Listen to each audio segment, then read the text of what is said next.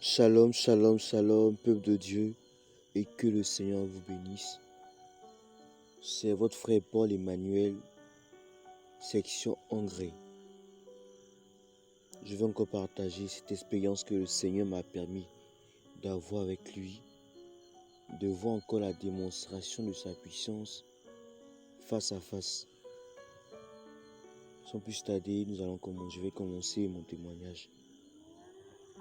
D'abord, nous allons confier tout au Seigneur Jésus, que lui-même prend le contrôle de ce moment. Tout a commencé le dimanche passé. Pas ce dimanche-là, mais le dernier dimanche passé.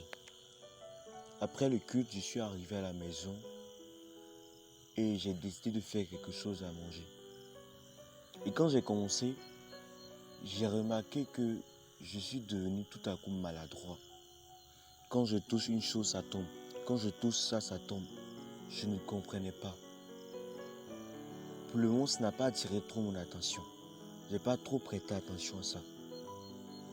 Ça a commencé jusqu'au lundi.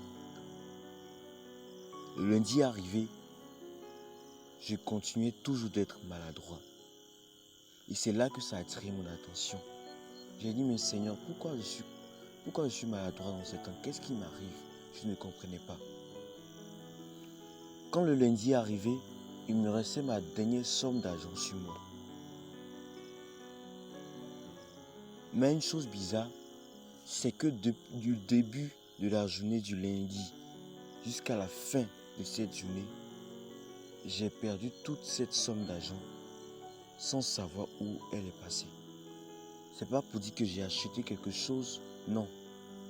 Mais cet argent était chez moi et une somme se paie, telle somme se paie jusqu'à ce que toute la somme d'argent que j'avais sur moi est perdue. Je ne comprenais pas pourquoi cela se faisait ainsi. Alors que le mardi, j'avais prévu partir faire des papiers à l'université de Cocody d'Abidjan. Donc j'avais besoin de ma carte, soit de ma carte ou soit de mon attestation. Donc j'ai décidé d'aller prendre ma pièce d'identité en même temps. Et comme je l'ai fait au village, j'avais prévu partir le lundi soir. Et puis le mardi matin, revenir très tôt pour aller directement à Cocody, pour aller faire mes papiers. Donc le lundi soir plutôt, quand je m'apprête à partir, je fouille dans ma poche, je cherche l'argent, je ne vois pas. C'est là que je me suis rendu compte que l'argent qui me restait, parce qu'une partie était perdue le matin, le reste qui restait est aussi perdu. Je ne sais pas où c'est passé. Pour moi, c'était une histoire du genre, Lucifer va faire en sorte que mon argent se perde, pour que je puisse dire, hey Seigneur, tu m'as abandonné, je n'ai rien à manger. Pour moi, c'était une histoire comme ça. Donc j'ai dit, Lucifer, tu as échoué. Je ne vais pas dire des trucs comme ça au Seigneur Jésus à cause de ça. Alors que le Seigneur était en train de me prévenir, était en train de me montrer quelque chose dont je n'ai pas eu l'idée de discerner. Donc, j'ai passé mon temps à bosser et je me suis couché très tard, aux environs de 2 heures du matin. Mais le mardi matin, je devais aller avec quelques amis. Donc mon ami m'a réveillé très tôt le matin, vers les 5h, 6h par là. Et il m'a dit, Emmanuel, fais vite, on va aller. Donc je me suis réveillé brusquement et puis je me suis apprêté. Et l'erreur que j'ai faite ce jour-là, je n'ai pas bien confié ce moment, cette journée au Seigneur Jésus. Et je suis sorti. Mais quand j'ai fini de confier la journée rapidement au Seigneur, après, j'entends dans mon esprit une voix qui me demande. En réalité, c'était la voix de mon ami avec qui je devais partir. Mais c'était comme si l'Esprit Saint me parlait, me faisait entendre cette voix, mais je ne sais pas comment expliquer. Mais je savais que c'était le Saint-Esprit qui me parlait. Mais c'était la voix de mon ami que j'entendais une chose comme ça. Et il me demandait, Emmanuel, est-ce que tu as prié avant de sortir même? Emmanuel, est-ce que tu as prié avant de sortir? Emmanuel, est-ce que tu as prié avant de sortir? Et au fur et à mesure que la voix se répétait, elle augmentait le ton. Et donc j'ai répondu dans mon cœur, Seigneur, bon, je t'ai confié, Seigneur. Je sais que tu vas gérer. Et je suis sorti avec mon ami, on partait. Et en route, j'étais pas en paix parce que mon cœur n'était pas en paix parce que je vois que je n'ai pas bien confié sur moi. Et puis le Saint-Esprit m'a rappelé tout ça. J'étais pas en paix. C'était comme s'il y avait l'impression que quelque chose se passait. Je ne savais pas. Je ne sais pas pourquoi je me sentais bizarre. Et donc on est allé à la gare de bus où on devait emprunter le bus pour aller à Cocody, puisqu'il y avait la probabilité de prendre soit l'attestation, soit ma pièce d'identité. Donc puisque je n'ai pas pu prendre ma pièce d'identité, j'ai pris l'attestation pour aller. Donc on était à la gare de bus, à l'arrêt de bus. Et mes amis ont traversé le jeune garçon, mon ami, avec deux autres filles pour aller faire un retrait d'argent de l'autre côté de la route. Donc au retour, immédiatement, ils ont ciblé mon ami. Oh frère, ils ont ciblé mon ami. C'est-à-dire, tout à coup, je vois mon ami tomber sur le goudron. Il tombe sur la route. Donc moi, je ne comprends pas. Son téléphone était en main et tombé. Comme il portait des verres, ses lunettes aussi, ses verres aussi sont tombés. Donc je me suis penché pour voir qu'est-ce qui se passait réellement. Je vous assure, frère, je vois le pneu du Baka. Oh Seigneur. Le pneu du Baka sur le pied de mon ami. Puisqu'il était arrivé sur le passage piéton. À cause des embouteillages, le Baka voulait passer sur le passage piéton. Donc mon ami lui a fait signe pour dire arrête, je vais passer. Quand mon ami passait, il a foncé. Donc dès que mon ami voulait reculer, son pied est resté et le Baka est passé sur son pied. Je vous assure, quand j'ai vu le pied de mon ami, j'ai fondu immédiatement en larmes. Je vous assure, frère, c'était désagréable à voir. De cette même manière que la viande hachée est présentable, c'était pareil le pied de mon ami. Tous ses pieds étaient broyés par le pneu du Baka. C'est-à-dire, c'était comme de la pâte en fait dans la chaussure. C'était désagréable à voir. Dès que j'ai vu, j'ai fondu en larmes en même temps. Et puisqu'il ne pouvait pas retirer son pied, le Baka a fait marche arrière sur son pied pour qu'il puisse s'enlever. Mais lorsqu'il a retiré son pied, oh Seigneur, je vous assure, peuple de Dieu, on ne pouvait pas regarder le pied de mon ami. Nous tous avons fondu en larmes. Même les passagers de la voiture, tous ceux qui étaient à côté ne pouvaient pas regarder le pied de mon ami. Tellement c'était vilain à voir. Et je fondais en larmes. Mais le premier mot qui est sorti de ma bouche, j'ai dit, oh Jésus, c'est quelle affaire ça? En même temps, la vie de mon ami est passée dans ma tête. Parce qu'on s'est fait surnommer, on s'est fait appeler les médecins du Christ. C'est comme ça qu'on s'appelle, notre groupe de boss. En même temps, je me suis dit, mais Seigneur, on a décidé de servir à partir de la médecine. Mais sa vie, comment il va faire? Comment il va faire son concours? Comment il va faire pour étudier tous ces trucs? C'est passé dans ma tête. Et je pleurais. J'ai dit, oh Seigneur, mais qu'est-ce qui se passe? Pourquoi ça? Et on a soulevé mon ami, on l'a mis à côté. À cause du pied, comment c'était, on ne pouvait pas laisser comme ça. Donc on a pris un drap, son pullover, et on a mis là-dessus. Et quand les policiers sont venus, lorsqu'ils ont soulevé le pullover, ils ont fermé en même temps. Parce que c'était désagréable à regarder. Oh Seigneur, je ne sais pas comment je vais expliquer pourquoi vous sentez la réalité de ce qui s'est passé, frère. Et j'étais là et puis je me suis dit tout à coup, mais pourquoi je pleure? Je me suis posé cette question. Pourquoi est-ce que je pleure? Mais attends, qu'est-ce que j'ai même? Et j'ai essuyé mes larmes. Et on attendait les pompiers sont arrivés. Et j'ai imposé ma main sur son épaule, j'ai demandé au Seigneur de le fortifier. Seigneur, fortifie-le, que ton sang commence à couler en lui. J'ai commencé à prier pour lui. Et lorsque les pompiers sont arrivés finalement, ils ont bandé le pied rapidement et on l'a mis dans l'ambulance. Donc je suis monté avec lui. Donc étant dans l'ambulance, je me suis souvenu que le Dieu que je prie est un Dieu puissant. Et j'ai commencé à chanter ce chant. Mes mains élevées vers ton trône, mes yeux sont fixés sur toi, oh. Là où mes forces ne peuvent, Seigneur, toi tu peux. Et je priais ainsi. Tu es El Shaddai de nos vies. À toi rien n'est impossible. Dieu Tout-Puissant, tu peux toutes choses.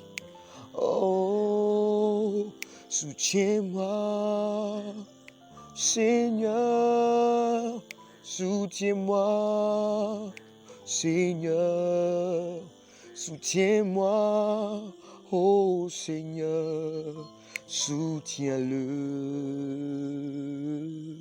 Et je priais ainsi, je demandais au Seigneur de faire quelque chose. J'ai dit au Seigneur, je n'ai pas laissé ma famille pour venir faire alliance avec un Dieu qui est faible. Je n'ai pas laissé ma famille pour faire alliance avec un Dieu qui ne peut rien. Avec un Dieu qui voit ses enfants souffrir et qui ne fait rien. Mais je me suis rattaché à un Dieu qui est puissant, le Tout-Puissant, le véritable Dieu. J'ai dit, papa, fais quelque chose. Je veux voir ta gloire aujourd'hui. Face à face, je veux voir ta gloire. Et j'ai continué de prier. J'ai appelé le frère Emmanuel d'Angré. J'ai appelé les mamans intercesseurs d'Angré pour leur demander de me soutenir en prière. Et nous sommes arrivés à l'hôpital Ashma, hôpital militaire d'Abidjan. Et nous sommes rentrés dans la salle d'attente. Dont le médecin chargé de s'occuper de mon ami a déballé la bande. Il a enlevé la bande. Mais je vous assure, frère, lorsqu'il a enlevé la bande, tout le monde dans la salle était étonné. Tout le monde dans la salle était surpris. Eh Seigneur, j'ai été surpris de ce que j'ai vu, frère. Le pied dans le bac a écrasé. Le pied dans le bac a passé dessus. Je vous assure, frère, parmi tous ces orteils n'ont pas été touchés. Et Seigneur, qui est comme Jésus? Frère, Jésus n'est pas ami de quelqu'un. Et Seigneur, personne ne peut se comparer à Jésus. Ce pied qui était écrasé, ce pied qui était semblable à une viande hachée. On déballe la bande, on lève la bande. On voit que tous ces pieds sont restés intacts. C'est seulement que le sang qui était dessus. Mais pour le signe, pour nous montrer que quelque chose s'est passé, c'était juste son orteil. Il y a une chair qui est quittée et on voit légèrement l'os. C'est tout ce qui s'est passé, tout ce qui s'est passé. Pourtant, devant nos yeux, sur le lieu de l'accident, tous ses pieds étaient broyés. Pour nous, ils allaient amputer le pied de notre ami et puis mettre un fer comme ça. C'est ce qui était dans ma tête. Mais le Seigneur Jésus, lorsque j'ai crié à lui, il a exaucé ma prière. Et au même moment, lorsque j'ai vu cela, j'ai commencé à chanter. Mes oreilles avaient entendu parler de toi. Maintenant mes yeux ont vu. Mes yeux ont vu l'œuvre de tes mains. Yeshua Yamashiach. Oh, toi seul peux tout, mon Jésus. Dieu de miracle, Yeshua.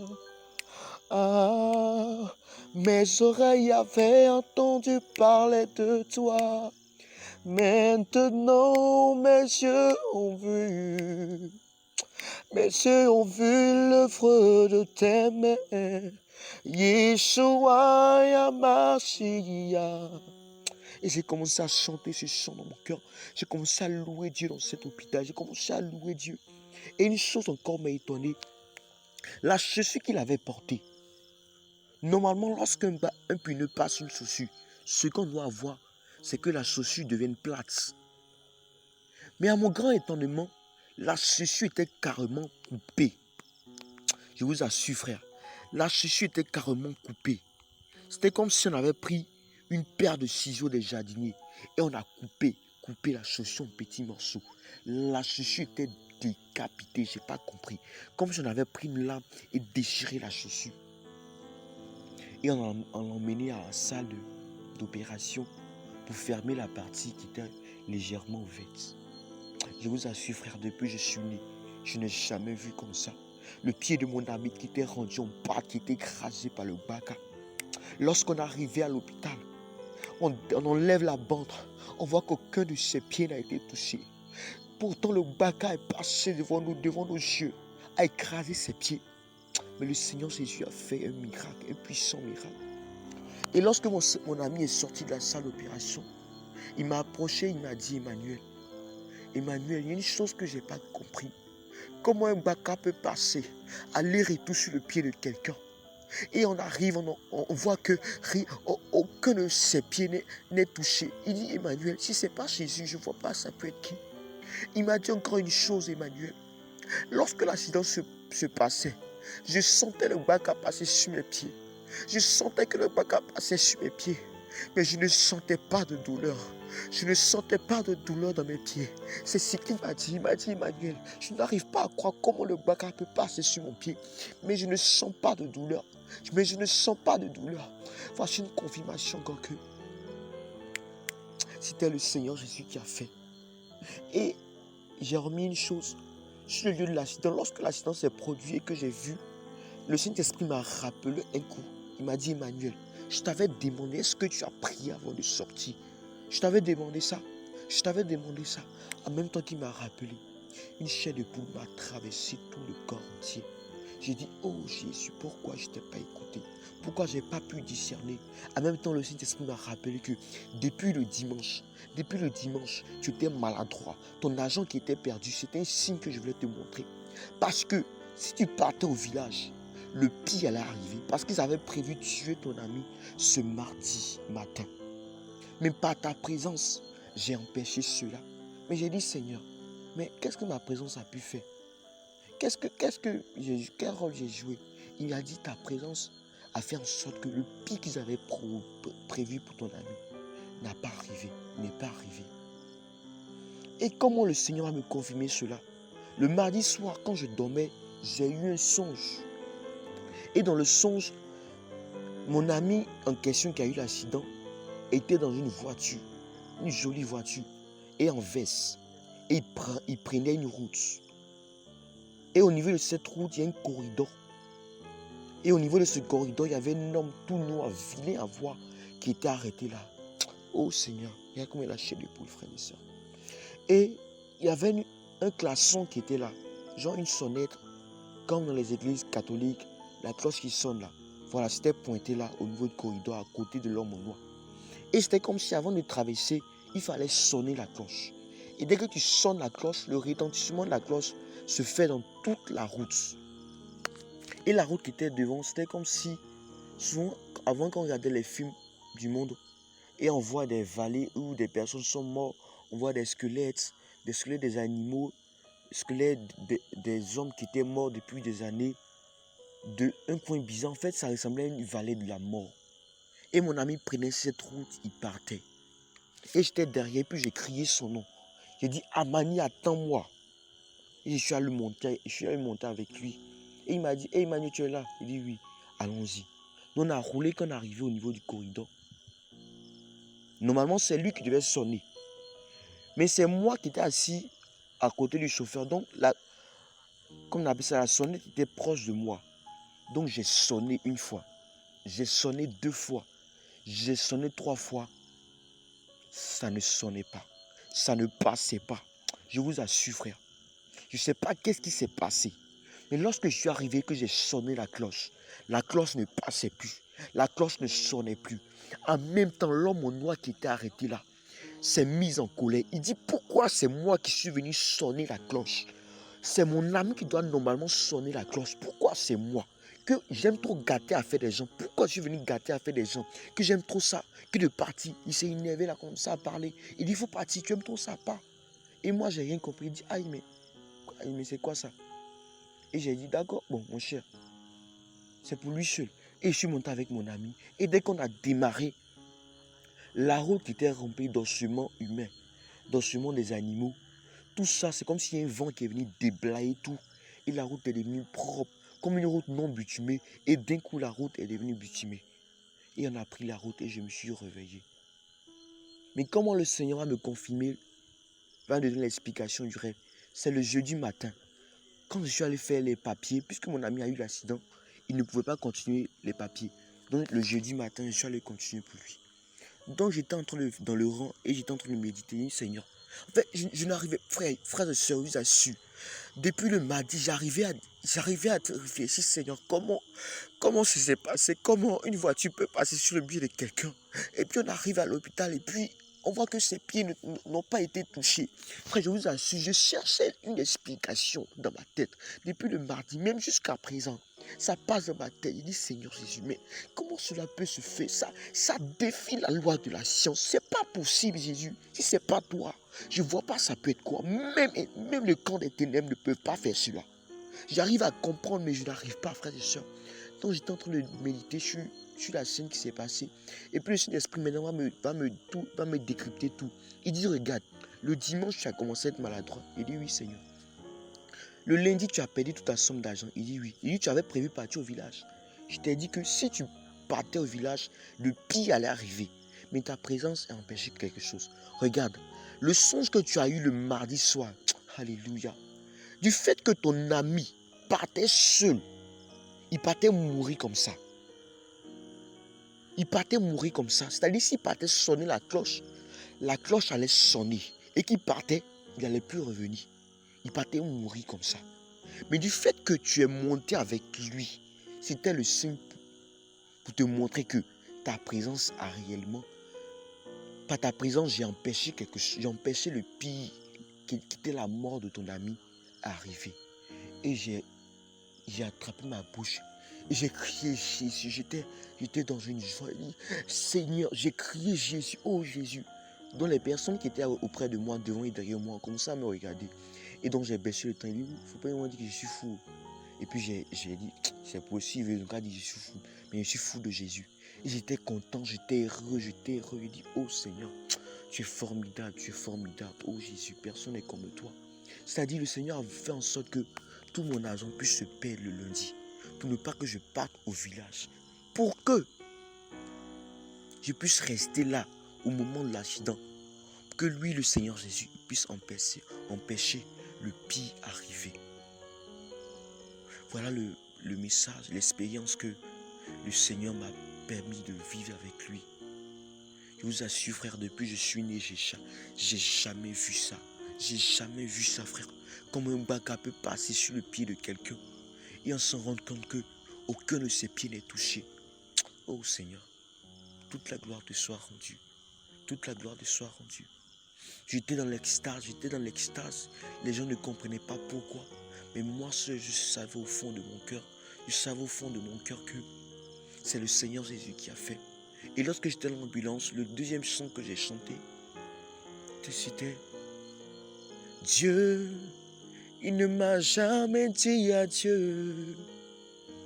Non, il ne m'a jamais dit au revoir.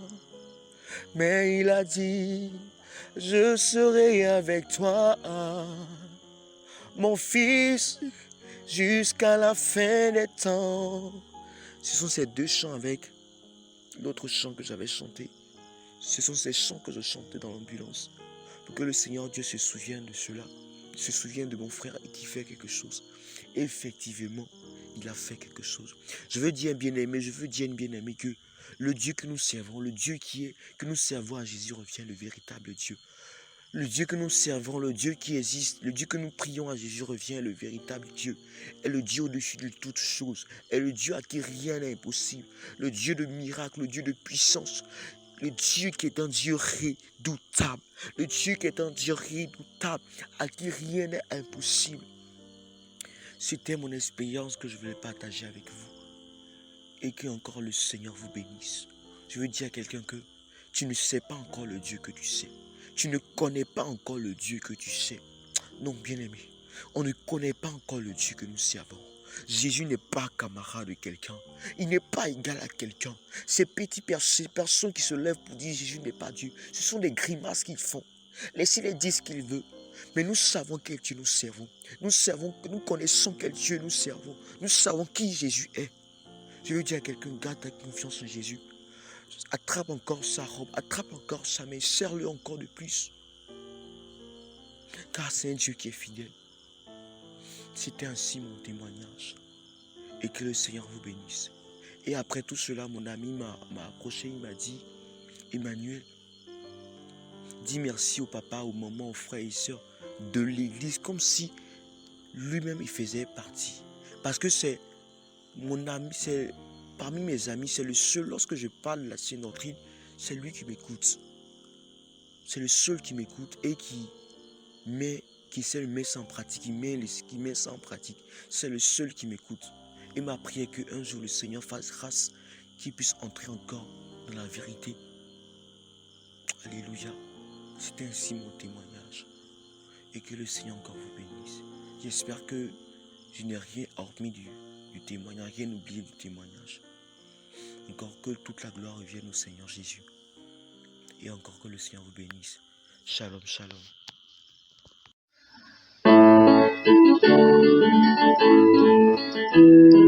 Jamais ignorante, Dieu comme toi, éternel Dieu. Jamais ignorante, Dieu comme toi, éternel Dieu.